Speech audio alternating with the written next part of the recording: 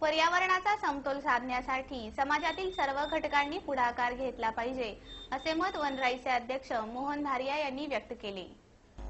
ध्यास सोशल फाउंडेशनच्या वतीने लोणीकंद येथील उत्कर्ष अपंग संस्थेला ध्यास एक्सलन्स अवॉर्ड 2010 धारिया यांच्या हस्ते प्रदान करण्यात आला. यावेळी ते बोलत होते.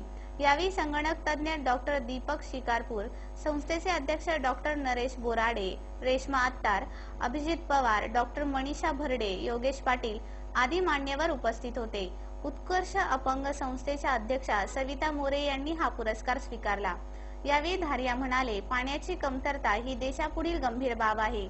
पाण्याचा योग्य वापर केला पाहिजे, तरच पुढील काळात देशाला पाण्याची कमतरता भासणार नाही. देशात बेकायदा जंगलतोड होत असून ती थांबवली पाहिजे. ध्यास फाउंडेशन सारख्या संस्था देशांसाठी प्रकाश किरणे आहेत. या संस्था समाजातील वंचित घटकांना मदत करतात आणि देशाला नवीन दिशा आणि दृष्टी देण्याचे महत्त्वपूर्ण काम करतात. पुढे शिकारपूर म्हणाले, ग्रामीण भागातील तरुणांमध्ये आत्मविश्वास असतो, मात्र त्यांना दिशा देणारा कोणही भेटत नाही. हे काम समाजातील सामाजिक संस्था करत असतात. माझ्यातर्फे IT कंपन्यांबाबतची सर्व मदत सामाजिक संस्थांना केली जाईल, असे आश्वासनही त्यांनी यावेळी दिले.